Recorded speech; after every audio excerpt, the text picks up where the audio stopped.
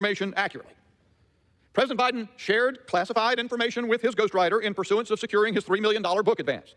Mr. Hur attributed the Justice Department's decision not to recommend prosecution of President Biden for misusing, mishandling classified documents on this and other occasions to the facts that he is an elderly man with poor memory. A raw transcript doesn't inform the Judiciary Committee sufficiently to evaluate the reasonableness of that determination, especially since President Biden hotly contested Special Counsel Hur's characterization. Demeanor evidence could powerfully clarify whether that exercise of prosecutorial discretion was politically neutral or politically freighted. In fact, it is the very power of the demeanor evidence in the audio of Biden's interview that Garland inadvertently acknowledges in stubbornly withholding it. If it were nothing more than a duplicate of the transcript, it would never have been refused. The Justice Department, the Attorney General have not a leg to stand on. Their refusal is the essence of contempt. Garland's own words reflect it in the hearing before the Judiciary Committee the other day. He said certain members of this committee have marked up a contempt resolution. But as I pointed out to the Attorney General, it was a majority of the members of the committee, and he retracted those words. A majority of the committee charged by a majority of this House with inquiring into the existence of grounds to exercise the awesome constitutional power of impeachment. The Attorney General's reference to certain members reflects a political mindset that does not support withholding evidence that the committee seeks that is squarely relevant and essential to its inquiry. That defiance, the House cannot abide. Therefore, this resolution for contempt must pass this House. I yield. Reserve. Gentleman from California reserves. The chair recognizes the gentleman from New York. Mr. Speaker, I now yield a minute to the distinguished gentleman from California, Mr. Schiff. Contempt. To hold something as beneath the dignity of consideration, something to be scorned, an attitude towards something that is inferior, worthless, open disrespect for something that is vile, despised, disgraced, insolence in the presence of the law. An apt description not of the subject of this motion, but of those who bring it. Not of an Attorney General who has upheld our justice system, who has demonstrated a respect for our institutions, but of those who mock the idea that we are a nation of laws, not the individual. When Republicans line up in front of a Manhattan courthouse to denigrate the rule of law in the service of a now convicted felon, that is contemptuous. When Republicans peddle the lie that Joe Biden is pulling the levers of Trump's Manhattan prosecution, that is contemptuous. When Republican committee chairmen ignore their own subpoena, but feign indignation when the Attorney General complies with his, that is contemptuous. That is deserving of our scorn. That is beneath the dignity of this body. That is vile, disgraceful, and worthy. I have additional 30 seconds? That is deserving of our scorn. That is beneath the dignity of this body. That is vile, disgraceful, and worthy of derision. Those who bring this motion bring contempt, all right, but only upon themselves. I yield back. Reserve. Gentleman from New York reserves. The chair recognizes the gentleman from California. Mr. Speaker, I would yield 3 minutes to myself. So recognized. Thank you. Mr. Speaker, for the first time in American history, a presidential administration is trying to jail its opponent. And not just any opponent, but a former president of the United States. To pursue this objective, Mr. Biden's Attorney General approved an unprecedented armed raid on a former president's home, despite strenuous objections by his career officials and the local field office that normally would have had jurisdiction. He then created a new position without the constitutional requirement of congressional action or Senate confirmation. He filled that position with one Jack Smith, despite the central role Smith had played in the IRS scandal that targeted and harassed Tea Party volunteers, and despite a long history of prosecutorial misconduct. The cooked-up charge was the mishandling of classified documents. Well, shortly thereafter, we discovered that as vice president, Joe Biden had done the same thing. Yet, as president, Mr. Trump had absolute authority to declassify materials at will. As vice president, Joe Biden did not. As president, Mr. Trump had absolute authority to determine what records to keep upon leaving office. As vice president, Joe Biden did not. Yet, the Biden administration's appointed special counsel in the Biden case concluded that although Biden had, quote, willfully retained and disclosed classified materials when he was a private citizen, criminal charges were not warranted because he's, quote, a sympathetic, well-meaning elderly man with a poor memory. Well, the principal justification for this glaring double standard in the handling of these two cases was the interview with Mr. Biden. Yet all we have is the unverified transcript to determine the validity of this otherwise inexplicable decision. Mr. Biden cannot claim executive privilege. This was not a policy discussion, and he's already released the transcript. But it is vital that our committee know if the transcript is complete and whether it accurately portrays the circumstances under which that decision was made. 2 Trump officials have been sentenced to prison for their failure to honor congressional subpoenas. And that case was far weaker than this one because at the time, Congress was not exercising oversight or considering legislation. In this case, the Judiciary Committee is doing both. Yet once again, we have this glaring legal double standard at play. Now, I expect the Attorney General to thumb his nose at the citation. We've come to expect that of him. But the House Judiciary Committee is charged with defending and upholding the rule of law and its fundamental principle of equal justice under law. And if we're going to restore them, this resolution is an indispensable step that we must take today. And I reserve the balance of my time. The gentleman reserves the balance of the time. The chair now recognizes the gentleman from New York. Mr. Speaker, the gentleman just attacked Special Counsel Smith. This dangerous attempt to demonize anybody who would hold Donald Trump accountable for his actions is despicable, and it is a full-out assault on the basic tenets of our democracy. I want to remind my colleagues that these types of actions have consequences. They affect the lives of many men and women who have dedicated themselves to public service and upholding the rule of law. I will submit for the record a June 11, 2024 article in the Washington Post by the Honorable Merrick Garland entitled, "Unfounded Attacks on the Justice Department Must End." It is absurd and dangerous that public servants, many of whom risk their lives every day, are being threatened for simply doing their jobs and adhering to the principles that have long guided the Justice Department's work. I would also remind my friend on the other side of the aisle that the conviction of Mr. Trump was in a state court in New York, having nothing to do with the federal government. And I now yield 1 minute to the distinguished gentleman from California, Mr. Swalwell. Before recognizing the gentleman, members are still reminded to refrain from engaging in personalities toward the president or toward the presumptive nominee. The gentleman is recognized. This is not about the contempt of the Attorney General. It's about MAGA Republicans' contempt for the Constitution, the rule of law, and democracy. And it's about who any of us came here to fight for. MAGA Republicans are fighting for one person at the cost of what your constituents actually care about. You're fighting for a felon. You're fighting for a felon. By the direction of the Committee on the Judiciary, I call up House Report 118-527. The clerk will report the title of the report. Report to accompany House Resolution 1292, resolution recommending that the House of Representatives find United States Attorney General Merrick B. Garland in contempt of Congress for refusal to comply with a subpoena duly issued by the Committee on the Judiciary. Pursuant to the House Resolution 1287, the report is considered read. For what purpose does the gentleman from Ohio, Mr. Jordan, seek recognition? Committee on the Judiciary, I call up House Resolution 1292 and ask for its immediate consideration. The clerk will report the title of the resolution. House Resolution 1292, resolution recommending that the House of Representatives find United States Attorney General Merrick B. Garland in contempt of Congress for refusal to comply with a subpoena duly issued by the Committee on the Judiciary. Pursuant to House Resolution 1287, the resolution is considered read. The resolution shall be debatable for 1 hour, equally divided and controlled by the chair and ranking minority member of the Committee on the Judiciary, or their respective designee. The gentleman from Ohio, Mr. Jordan, and the gentleman from New York, Mr. Nadler, will each control 30 minutes. The chair recognizes the gentleman from Ohio, Mr. Jordan. Mr. Speaker, I ask unanimous consent that all members may have 5 legislative days in which to revise and extend their remarks and to insert extraneous material on this measure. Without objection. Mr. Speaker, I yield myself such time as I may consume. On page 1 of his report, Special Counsel Hur said President Biden, quote, willfully retained and disclosed classified materials after his vice presidency when he was a private citizen. Joe Biden not only kept information he wasn't allowed to keep, he shared it with people who weren't allowed to get it. And on page 231, the special counsel told us why President Biden did this. He said, quote, President Biden had strong motivations to ignore proper procedures for safeguarding the classified information in his notebooks. He had decided months before leaving office to write a book for which he got paid $8 million. So we have motive, an $8 million motive. We have the elements of the crime: knowingly keeping classified information, knowingly disclosing classified information.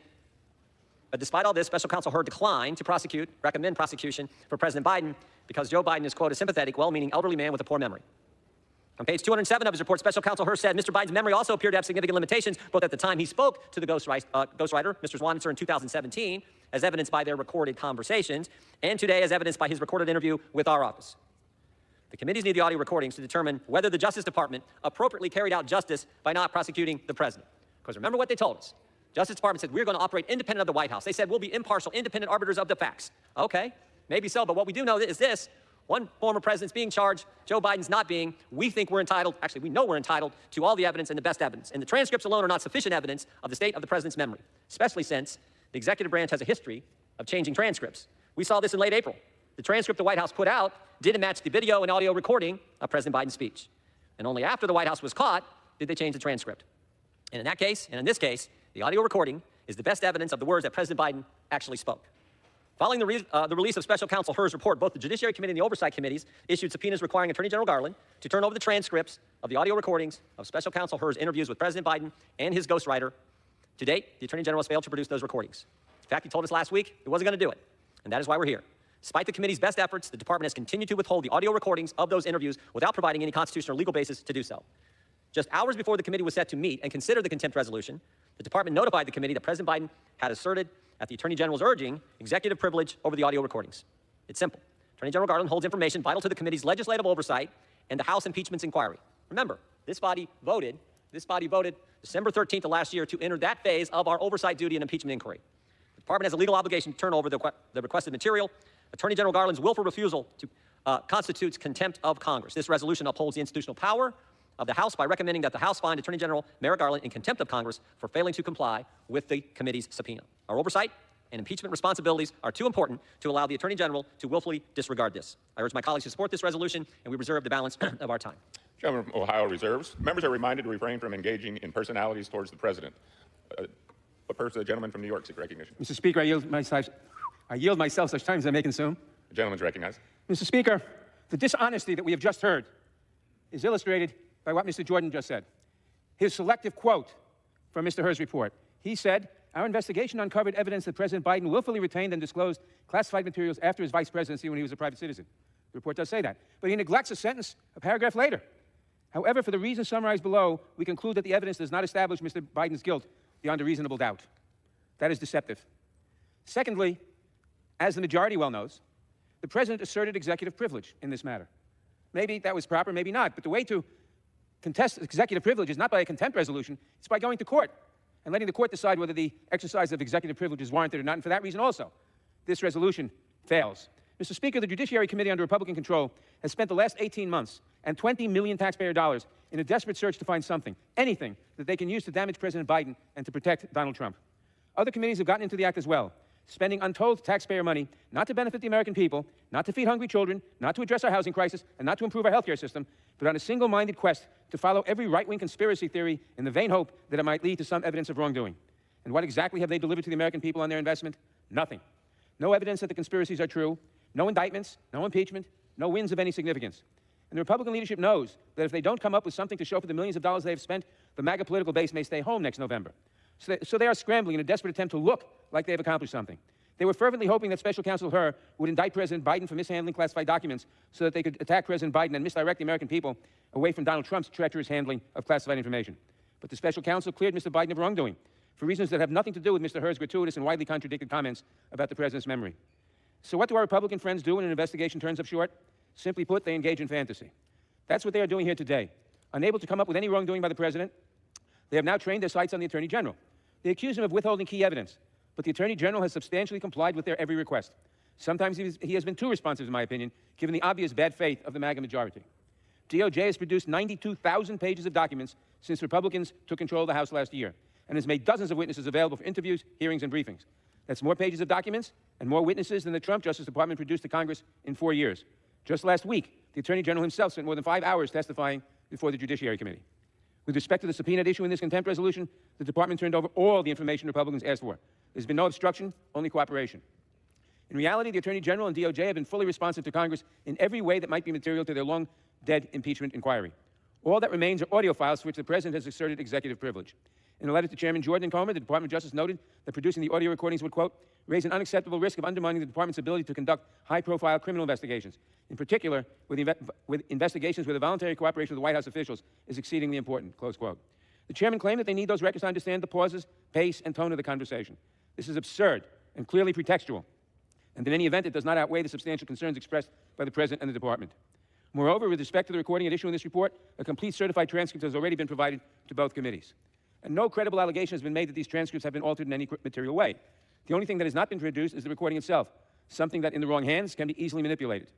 That is not an idle concern. Deepfakes and misleadingly edited videos and recordings have proliferated in recent years. Last year, a witness testifying in a closed-door deposition told us that she was the victim of a manipulated video made by a third party, but shared widely by the Republicans on the Judiciary Committee, who refused to take down the video even after it was abundantly clear that it was manipulated. That video contributed to a flood of death threats against the witness. This isn't really about a policy disagreement with the DOJ. This is about feeding the MAGA base after 18 months of investigations that have produced failure after failure. Like most of the bills House Republicans have pushed on purely partisan lines, this contempt resolution will do very little, other than smear the reputation of Merrick Garland, who will remain a good and decent public servant no matter what Republicans say about him today. This resolution may boost Donald Trump's spirits before his sentencing, but it will almost certainly not convince the Department of Justice to produce the one remaining file in question.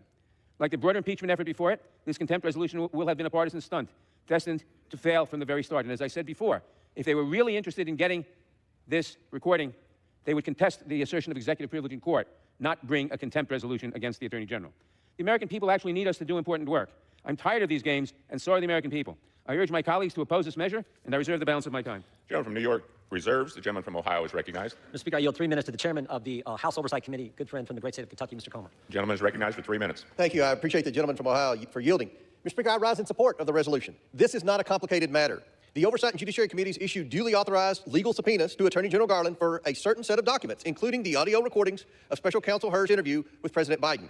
The Attorney General has refused to produce these audio recordings. Unlike what my Democratic colleagues keep claiming, this is not just Republicans who need these recordings for their oversight duties. Media outlets, including the AP, CBS, CNN, NBC, and the Washington Post, among others, have filed suit to get these same audio recordings as well. Because the media, like everyone else, knows there's no substitute for a recording of an interview. Not a transcript, not a summary, not the Attorney General's judgment that Congress doesn't need it. The Oversight Committee's investigation of these classified documents has already revealed that the White House's official timeline of events regarding these classified materials left out very important details. For instance, White House employees were entering the Penn Biden Center and moving documents months before the discovery of the classified materials by President Biden's personal attorneys in November 2022. One of those employees was former White House counsel Dana Remus. We issued a subpoena for Mrs. Remus's deposition, but the White House has blocked Mrs. Remus from speaking to the Oversight Committee. The White House has also blocked other White House employees who visited the Penn Biden Center before November 2022 from speaking to us. What is the Biden administration trying to hide? Attorney General Merrick Garland's refusal to produce this evidence establishes a clear pattern of obstruction by the DOJ to cover up President Biden's wrongdoing. President Biden has lied to the American people about his mishandling of classified documents. He has repeatedly denied not knowing about or being involved in his family's influence peddling schemes, which the Oversight Committee can now show has raked in $18 million from foreign individuals and entities for the Biden family members, including President Biden himself. He also met with nearly all his family's foreign associates. President Biden's Department of Justice appears to be taking every step to insulate him from the consequences, whether it's hiding these audio recordings or attempting to give Hunter Biden a sweetheart plea deal to shield Joe Biden from facing accountability for his role in his family's influence peddling schemes. This is unacceptable. The House of Representatives cannot serve as a necessary check on the presidency if the executive branch is free to ignore the House's subpoenas. I urge my colleagues to hold Attorney General Merrick Garland in contempt of Congress, and I yield back. Gentleman yields back. Gentleman from Ohio reserves. Members are reminded to refrain from engaging in personalities towards the president.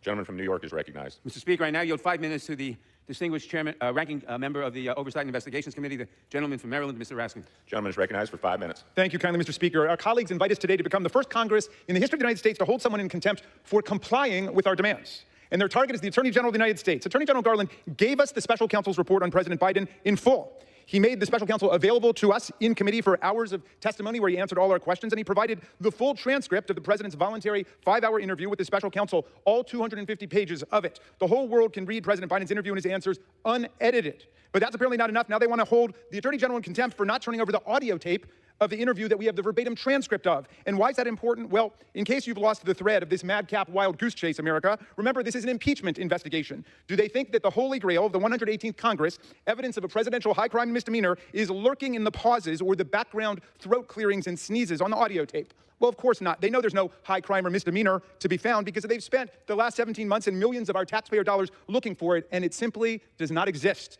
They literally don't even know what they're looking for anymore. So why do they want it? Well, they're hoping that in the 5 hours of President Biden's testimony, they can find a mispronounced word or phrase or a brief stammer, which they can then turn into an embarrassing political TV attack ad. Get it, America? That's what this is all about. And holding the Attorney General of the United States in contempt is one more useful distraction from the complete and devastating implosion of the Biden impeachment probe, which of course was the #1 priority of these talented leaders. Remember, they promised to reveal the greatest presidential high crime and misdemeanor in American history, an act of treachery and deceit that dwarfs even the incitement of a violent mob insurrection and an attempted political coup that took place right here against our Constitution, our Congress, our Vice President, in this chamber. But after their truly prodigious investigation, punctuated, admittedly, by some unfortunate mishaps like Chinese spies, fake evidence, pornographic displays in committee, and their own witnesses testifying that there were no grounds for presidential impeachment, they have nothing to show for their arduous work other than one more debunked Russian disinformation operation and one more indicted GOP informant and star witness. Rather than admit defeat in this bumbling operation and look for some other way to actually aid the public good, they've decided to flail about in mock outrage against a series of phantom tyrants in the hopes of distracting everyone from this epic flop. Their first distraction was to impeach Secretary Ali Mayorkas as a paltry consolation prize, but that pathetic decoy action blew up in their hands. Then the plan was to skip the mundane work of casting votes and actually doing committee business to travel on a collective spiritual pilgrimage on Amtrak to New York City to attend the criminal trial of an unmentionable American felon, one of 19 million in the country. But that strange journey to Mecca also blew up in their faces when this mystery political false prophet was convicted unanimously by a jury of his peers on dozens of felony criminal counts in a fair American trial. They tried to salvage the credibility of this bizarre expedition by blaming the American justice system for being weaponized against Republicans. But this political